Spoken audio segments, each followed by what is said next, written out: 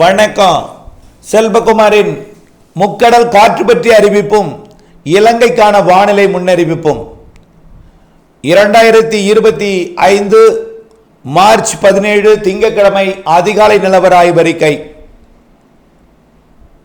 அதிகாரப்பூர்வ முக்கடல் காற்று பற்றிய அறிவிப்பிற்கு இந்திய வானிலை ஆராய்ச்சித்துறை அறிக்கையை பார்க்கவும். முக்கடலை பொறுத்தவரைக்கும் உயரழுத்த காற்று மட்டும்தான் கடல் பரப்பிலே பட்டும் தரைப்பரப்பிலே பட்டும் மேற்கு நோக்கி பயணிக்கிறது. தாழ்வு சுழற்சி ஏதும் இல்லை. அந்த உயரழுத்த காற்று வெப்பத்தால் லேசாக்கி மேலெழுந்து போகும்பொழுது மலைப்பகுதிகளில் கொடுக்கக்கூடிய இடிமழையால் தான் வெப்பச்சலன மழை பொழிவும் காற்றும் இருக்கிறதே தவிர கடலில் எந்த அச்சுறுத்தல் காற்றும் இல்லை. இருந்த போதிலும் ஒரு சில இடங்களில் திடீர் என்று ஒரு 35 கிலோமீட்டர் வேகத்தில் காற்று இருக்கலாம் கடலில். ஆனால் அது எல்லா இடத்துலையும் இல்லை. குமரி கடல் பகுதியில் மட்டும் இருக்கும். அதுவும் குமரி கடலையும் ரொம்ப தொலைவில் ஆழ்கடல் பகுதியில் இருக்கும். ஆகவே அச்சுறுத்தல் காற்று ஏதும் இல்லை. காற்றை பொறுத்த வரைக்கும் வரக்கூடிய 22ஆம் தேதிக்கு மேல் கொஞ்சம் கூடலாம். அது எடை குறைந்த படகுகளுக்கு மட்டும்தான். எடை குறைந்த படகுகளுக்கு மட்டும் சவால் கொடுக்கக்கூடிய காற்று 22ஆம் தேதிக்கு மேலே இருக்கும். ஒடிசா கடலோரத்தில் கொஞ்சம் காற்று இருக்குது. அது உயரடுத்த காற்று சுரண்டு போகும்பொழுது கீழறங்கி கடலோரத்தில் மழை பிடிப்பை கொடுக்கக்கூடிய இடத்துல இருக்குது. அது அங்கே யாரும் நம்ம தமிழக மீனவர்கள் செல்ல மாட்டாங்க. ஒடிசா கடலோரத்தில் கொஞ்சம் காற்று இருக்குது. இதெல்லாம் இப்பொழுதைக்கு. ஆனால் எந்தவித அச்சுறுத்தலும் இல்லை இப்பொழுதைக்கு தமிழ்நாட்டின் கரைக்கும் குமரி கடலுக்கும் மன்னார் வளைகுடாவின் இலங்கையில் சுற்றுவட்டார கடற்பகுதிக்குமே. வரக்கூடிய 22ஆம் தேதிக்கு மேலே எடை குறைந்த பிளாஸ்டிக் படகு கட்டுமரம் பாய்மரத்துக்கு அச்சுறுத்தும் 45 கிலோமீட்டர் 30 கிலோமீட்டர்லேருந்து 35 40 கிலோமீட்டர் வரைக்கும் உள்ள சாதாரண காற்று அவ்வப்பொழுது ஆங்காங்கே இருக்கும். தமிழ்நாட்டின் கரையோரத்தை ஒட்டி மன்னார் வளைகுடா பாக்ஜல சந்தி மற்றும் குமரி கடல் பகுதியில்.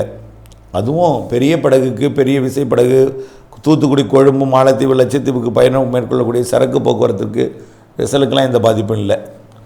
எடை குறைந்த படகு மட்டும் 22ஆம் தேதிக்கு மேலே. ரைட். அடுத்தது எப்போ தான் அச்சுறுத்தும் காற்று இருக்கும் அப்படின்னு பார்த்தீங்கன்னா மாத இறுதி நாட்கள் 28 27 27 மார்ச் 27 28 29 30 31. இன்றைக்கு தேதி 17. இன்னொரு 10 நாள் கழித்து குமரி கடல் மன்னார் வளைகுடாவிலே காற்றோட வேகம் சற்று அதிகரிக்கும். அப்படி இருந்தாலும் 65 கிலோமீட்டர் வேக காற்றெல்லாம் இருக்காது. சாதாரண ஒரு 45 கிலோமீட்டர் வேகம் கொண்ட காற்று அவ்வப்பொழுது விட்டு விட்டு வீசும் காற்று வரக்கூடிய மாத இறுதி நாட்களிலே மார்ச் 27 28 29 30 31ஆம் தேதி வாக்கில் இருக்கும். அப்பொழுது தமிழ்நாட்டின் கரையில் மழை இருக்கும், ஆங்காங்கே இருக்கும். கரையில் கொஞ்சம் வெப்பத்தால் லேசாக்கி மேலெடுத்த காற்று மேற்கு மாவட்டங்கள் போய் இடிமழை பொழிவை ஏற்படுத்தும். கடலோரமும் ஏற்படுத்தும். மேற்கு நோக்கி போகும் கடலோரத்திலிருந்து. ஆகவே நல்ல ஒரு மேற்கு நோக்கி இல்லை, மேற்கு எந்த திசையில் வேணாலும் இருக்கும் அந்த கோடை மழை. ஆக வெற்றிடத்தை நிரப்பதற்காக வேகமாக ஓடக்கூடிய காற்று மட்டும்தான் இருக்குமே தவிர அதுவும் பெரிய காற்று இல்லை. கடலை பொறுத்த வரைக்கும் அச்சுறுத்தல் காற்று எதுவும் இப்பொழுதைக்கு பெரிதாக இல்லை.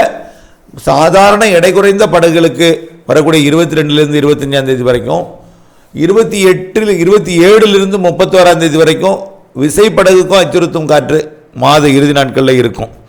ஏப்ரல் முதல் வாரத்திலையும் 1 2 3 தேதிகளில் இருக்கும்.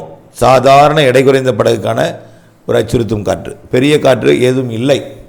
அடுத்தபடியாக ஏப்ரல் 10 தேதிக்கு மேலே வலுவான காற்று இருக்கும்.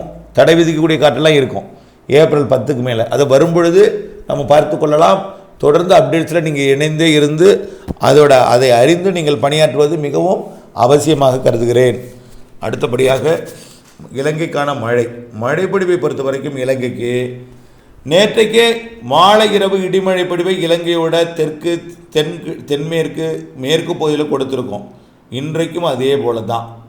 இலங்கையோட வடக்கு கிழக்கு மாகாணங்கள் தவிர்த்து உயரடுத்த காற்று வடகிழக்கே நுழையும் பொழுது மேற்கு தென்மேற்கு தெற்கு திசை நோக்கி வெப்பத்தால் லேசாக்கி மேலெடுத்த காற்று பயணித்து மலை பகுதிகளில் மரங்களால் அந்த வெப்பத்தால் லேசான நீராவியை குளிர்விக்கும் மரங்களால் குளிர்விக்கப்பட்ட மழைப்பொழிவை மரங்கள் அடர்ந்த மலைப்பகுதிகளில் மாலை இரவில் சற்று நேரம் கொஞ்சம் சிறிது நேரம் கொடுக்கும். இப்படி 17ஆம் தேதி இன்றைக்கும் கொடுக்கும், 18ஆம் தேதி நாளைக்கும் கொடுக்கும். இப்படி தினசரி இருந்து கொண்டே இருக்கும். பெரும்பாலும் மேற்கு தென்மேற்கு தெற்கு பகுதியில் இருக்கும் மழை. வடக்கு கிழக்கு மாகாணங்களை பொறுத்த வரைக்கும் இப்பொழுதைக்கு மழை இல்லை. வரக்கூடிய 22ஆம் தேதியிலிருந்து மழைப்பொழிவு வடக்கு கிழக்கு மாகாணங்களுக்கும் கிடைக்கும். ஆனால் எல்லா நாளும் தெற்கு மாகாணங்களுக்கும் மேற்கு மாகாணங்களுக்கும் மத்திய மாகாணங்களுக்கும் தெற்கு மாகாணங்களுக்கும் கிடைக்கும். தொடர்ந்து 23, 24, 25 மழைப்பொழிவு கொஞ்சம் பரவல் கூடினாலும் மழைப்பொழிவு தமிழ்நாட்டில் கொஞ்சம் கூடுதலாக இருக்கும். அது வெப்பச்சலன இடிமழை பொழிவு தான் கிழக்கு காற்று கொண்டு வந்து கொஞ்சம் வெப்பம் தேவைப்படும். அதனால் தமிழ்நாட்டில் நல்ல மழை இருக்கும் 22, 23, 24. ஆனால் இலங்கையிலும் மழை இருக்கும், அளவான மழைப்பொழிவு இருக்கும். அதே போல் பெரிய அளவில் பாதிக்கும் மழைப்பொழிவு இப்பொழுது ஏதும் இலங்கைக்கு இல்லை, இடிமழை பொழிவு ஆங்காங்கே. இந்த மாத இறுதி நாட்களில் கொஞ்சம் மழைப்பொழிவு நல்ல மழை தெரியுது. அதை விட கூடுதலாக ஏப்ரல் 1, 2, 3 தேதிகளில் இருக்குது. அதுவும் பாதிக்கிற மழை இல்லை, எல்லாம் மிரட்டல் தான். வெப்பச்சலன இடிமழை பொழிவாகத்தான் இருக்கும். வெப்பச்சலன இடிமழை பொழிவு பொறுத்த வரைக்கும் இலங்கைக்கு போதுமான சாதகம். மாத இறுதி மழையும் அடுத்த மாதம் முதல் வார நிகழ்வும் போதுமான சாதகம் இல்லை. ஆனால் தூறல் சாரல் நனைக்கும் மழை ஒதுக்கி மழைப்பொழிவு இருக்கும். தமிழ்நாட்டில் கொஞ்சம் கூடுதல் மழைப்பொழிவு தெரிகிறது மார்ச் இறுதி நாட்கள்லையும் ஏப்ரல் முதல் வாரத்துலையும். பிறகு ஏப்ரல் 10 தேதியிலிருந்து இலங்கைக்கு நல்ல மழை இருக்குது.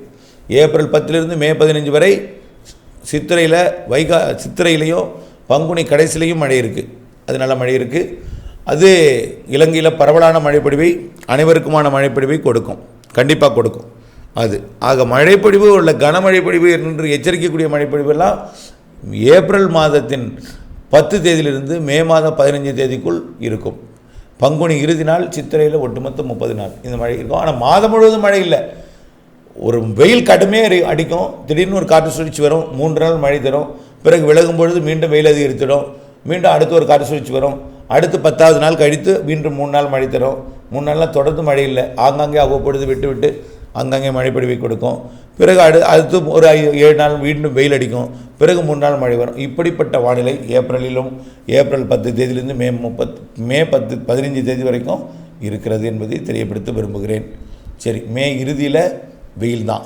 மே இறுதியில் பொறுத்த வரைக்கும் நிகழ்வு ஒடிசா ஆந்திர பிரதேசத்தின் வடக்கு பகுதியை நோக்கி போயிடும். அதனால் அந்த மே இறுதியில் நிகழ்வு இங்கே இல்லை, அதனால் வெயில் அதிகமாக இருக்கும். மே மாதம் 31ஆம் தேதியே தென்மேற்கு பருவமழை தொடங்கிடும். இலங்கைக்கும் தென்மேற்கு பருவமழை முன்கூட்டியே தொடங்கிடும். இலங்கை தொடங்கினதுக்கப்புறம் தான் அடுத்தது குமரிக்கடலையும், அடுத்தது அரபிக்கடலோட தெற்கு பகுதியிலையும் மாலத்தை ஒட்டிய பகுதியாக அப்புறம் தான் வரும். அதனால் இலங்கைக்கு மழைப்பிடிப்பு முன்கூட்டியே தொடங்குவது, தென்மேற்கு பருவமழை தொடங்குவது உறுதி. இந்த ஆண்டு புத்தளம் உள்ளிட்ட காற்றுப்பகுதிக்கு காற்றும் இருக்கும், மழையும் இருக்கும். தென்மேற்கு பருவமழை காலத்தில் வளிமண்டல சுழற்சி உருவாகி இலங்கைக்கும் தமிழ்நாட்டிற்கும் வெப்பச்சலன இடிமழை ஜூன், ஜூலை, ஆகஸ்டில் செப்டம்பர் வரைக்கும் கொடுக்கும். இலங்கைக்கும் இந்த ஆண்டு மழை இருக்கும். ஆக முன்கூட்டியே தொடங்கும் தென்மேற்கு பருவமழை, சரியான நேரத்தில் தொடங்கும். அணைகளை தொடர்ந்து நிரப்பிக்கொண்டே இருக்கும். அணைகள் நிரம்பி இருக்கிறது ஏற்கனவே. ஆகவே தண்ணீர் பற்றாக்குறை என்பது 2025 தென்மேற்கு பருவமழையிலையும் வாய்ப்பில்லை, வடகிழக்கு பருவமழை வாய்ப்பில்லை. எல்லாமே சராசரிக்கு கூடுதல் மழை தான். பாதிக்கும் மழைப்பொழிவும் இருக்கிறது. ஒவ்வொரு பருவமழைக்கும் ஒரு குறிப்பிட்ட நாட்கள் கண்டிப்பாக வடகிழக்கு பருவமழை இலங்கைக்கு பாதிக்கிற மழை இருக்கும். 25% இடங்களில் பாதிக்கிற மழை இருக்கும். 75% இடங்களில் போதுமான மழை விவசாயத்துக்கு ஏற்ற மழைப்பொழிவாக கொடுக்கும். தொடர்ந்து வானிலை கூட இணைந்திருங்கள், திட்டமிட்ட வேளாண்மை செய்திருங்கள். நன்றி.